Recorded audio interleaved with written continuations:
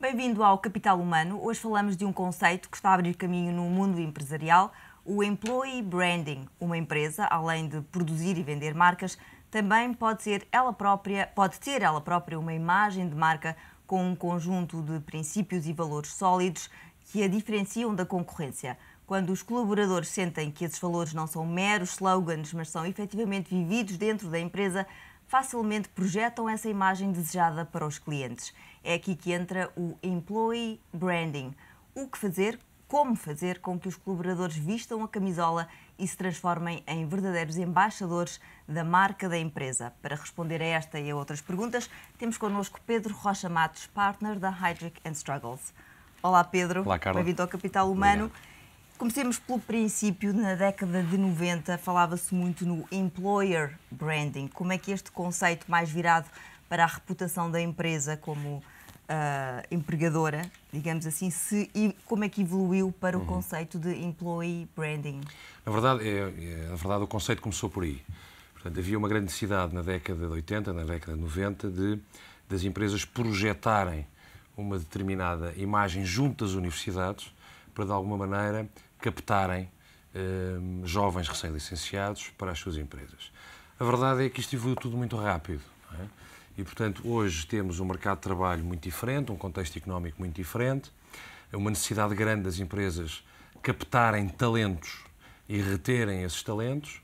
As empresas hoje têm muita consciência que, de facto, há três ativos que gerem nas empresas e um deles, a par do financeiro e dos seus bens e serviços, são as suas pessoas. E, portanto, olham para este ativo de uma forma diferente. E, portanto, veem este ativo como um ativo que, por um lado, tem que rentabilizar, por outro, tem N interações com o coletivo de stakeholders que gravitam em torno da empresa e, portanto, de alguma maneira, são embaixadores da empresa para projetar a imagem da empresa e os valores da empresa e a força da marca em todos os momentos de interação que têm com os diversos stakeholders da empresa. Então, no fundo, é fazer com que os colaboradores vistam a camisola e, como disseste, se tornem embaixadores da marca. Não é um processo muito linear, mas... E como é que se faz isso? Como é que se desenvolve um processo de Employer Branding? Nós temos que decompor o Employee Branding nas suas duas palavras, ao lado do colaborador e ao lado da marca. E, portanto, temos que os ver, se calhar, primeiro separadamente. Portanto, começando pelo lado da marca, temos que pensar na marca, no que está associado à marca, na história da marca, portanto, no seu passado, no seu presente e no seu futuro, no que é que diferencia a marca e na reputação que a marca tem, por um lado. Portanto, é preciso ver como é que ela é percepcionada, tanto pelos colaboradores como pelas stakeholders em geral. externas. Exatamente. Portanto, há aqui um tema de limite de reputação da marca e se, de facto, a percepção que transmitem da marca é aquela que nós queremos que seja assimilada. Esse é o primeiro lado da equação. Portanto, trabalhar aqui muito o tema do marketing, da marca e do posicionamento da marca e da sua reputação. E depois o lado dos colaboradores.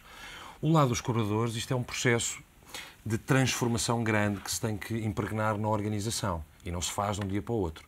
O que está na base do lado da vertente dos colaboradores é nós associarmos à marca o conjunto de atitudes, o conjunto de valores e comportamentos que queremos que os colaboradores assimilem de uma forma natural, porque esses valores, atitudes e comportamentos transmitem a essência da marca que queremos projetar. Okay? E, portanto, isto pode-se fazer de diversas formas e tem que se trabalhar a diversos níveis.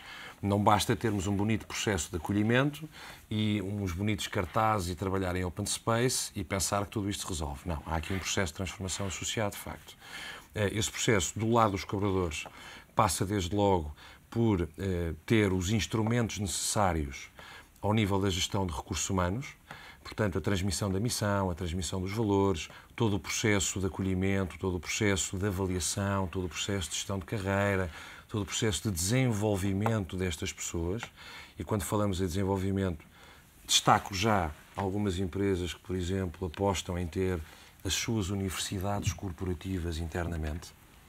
Portanto, é um instrumento privilegiado para emergirmos verdadeiramente na cultura da empresa.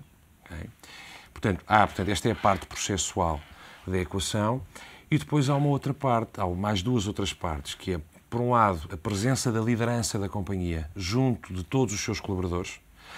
Nada melhor do que ter um líder que veste a camisola e o ADN da empresa e esse líder interagir nos diversos palcos de relacionamento da empresa, projetando essa imagem e essa forma de estar e os valores associados. E depois há todo um lado de comunicação interna que tem que ser fomentado através dos veículos normais que temos de comunicação nas empresas, desde os momentos presenciais, as newsletters, as internets, as comunicações institucionais, tudo isso projeta uma determinada imagem e forma de estar da companhia. Mas como é que esse processo se diferencia, por exemplo, do marketing interno, de outro tipo de ações que já são comuns nas empresas? O que é que... Eu acho que a grande diferença aqui é que a vocação deste processo é para a pessoa e não para um produto ou para um serviço, que é muito o mindset que as empresas têm ou teriam até há alguns tempos, não é? Portanto, agora estamos a pôr a pessoa no centro da equação. Sim, é verdade, porque comercializamos bens e serviços, é isso que gera margem e EBITDA nas empresas, é óbvio, mas o colaborador agora está no centro da equação. Portanto, olhamos para a marca, queremos transmitir esta determinada imagem e o veículo para projetar essa imagem passa a ser a pessoa. Portanto, focamos na pessoa como o grande embaixador, como há bocado a Carla dizia bem. Portanto, o colaborador como próprio instrumento de marketing. Exatamente. O colaborador passa a ser um instrumento de marketing. O colaborador, na verdade, é um stakeholder interno. Portanto, temos que o trabalhar, não é? E é este stakeholder interno que interage com os nossos stakeholders externos. Dependendo dos diferentes níveis de responsabilidade que cada colaborador tem, vai interagir com diferentes stakeholders. No limite, podemos pensar só num, que são os clientes, e numa força de vendas que a empresa tem.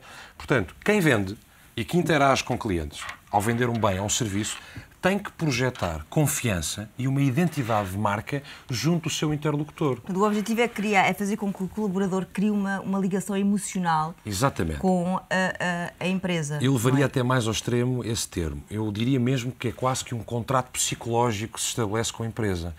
E eu acho que, nomeadamente, para a nova geração que está a surgir, portanto, a geração que sai agora da faculdade, que é uma geração mais irreverente, com valores diferentes, mais desafiante, esta nova geração exige um outro tipo de forma de estar nas empresas e, portanto, para irmos junto desta nova geração, é quase que estabelecer um contrato psicológico.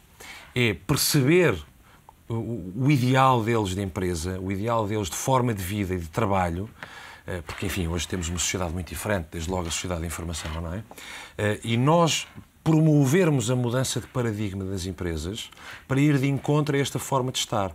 E, portanto, aqui temos quase que um streamlining entre a minha vida pessoal e a minha vida profissional. Quer dizer, é quase uma linha contínua. Eu sinto-me bem nos dois mundos e não sinto descontinuidades. E se isso acontecer, temos em cima da mesa um contrato psicológico com a empresa. Portanto, eu sinto-me bem nesta empresa, estou confortável. E para que funcione, então, é preciso haver... há uma promessa, digamos assim, por parte da empresa e a empresa tem que corresponder às expectativas que são criadas no colaborador. Exatamente. Portanto, haver o cumprimento dessas expectativas é fundamental para que o processo funcione. Desde logo, quer dizer, a marca tem que ser, a forma de estar neste conceito tem que ser consistente e coerente.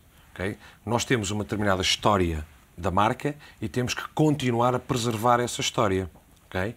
E, portanto, nesse sentido, eu diria que as pessoas têm, de facto, que se sentir bem no contexto da empresa e se identificarem com a marca.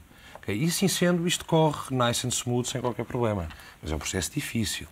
Há algumas empresas de referência. Quais são os maiores desafios na implementação deste tipo de processo? Eu acho que isto demora tempo, Carla.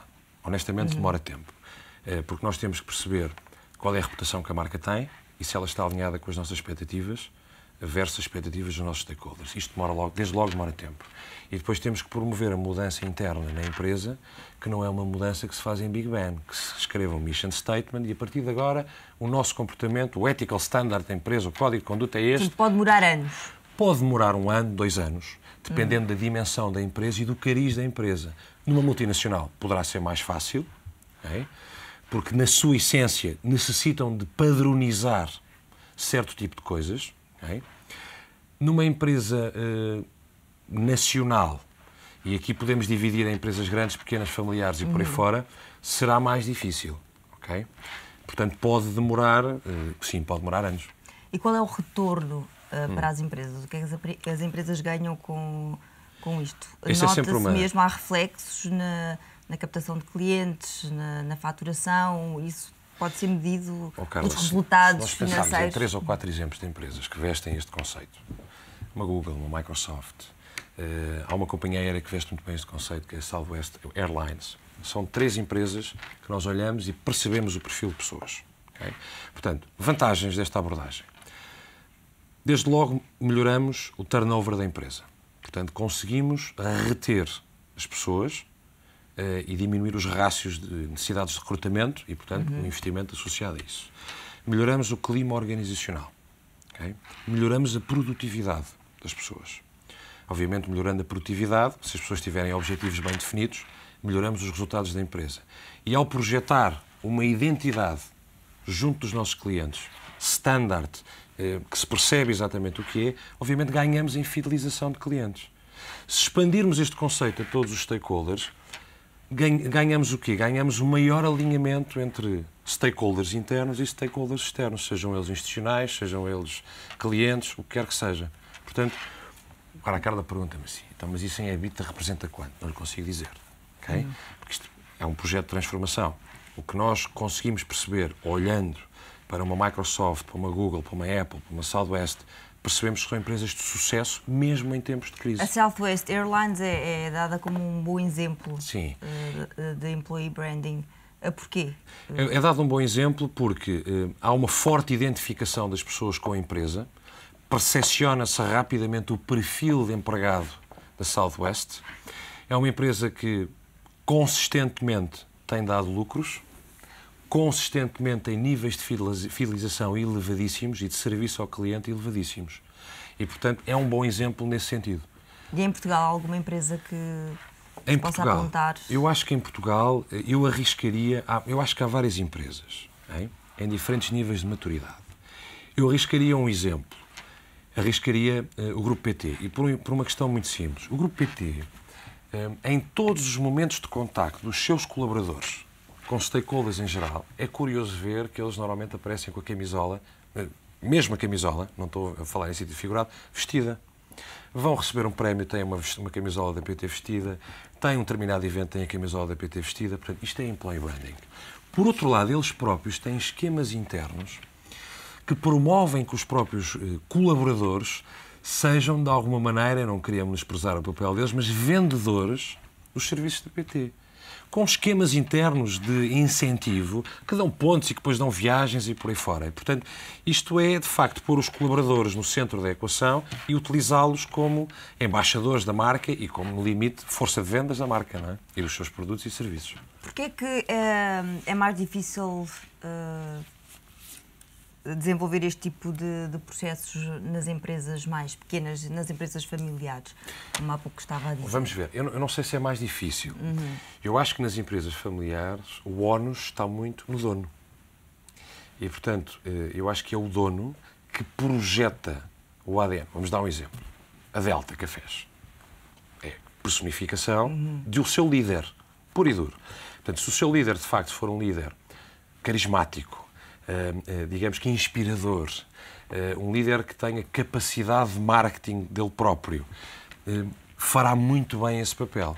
Nem sempre isso acontece. E quando isso não acontece, torna-se bastante mais difícil nas empresas familiares.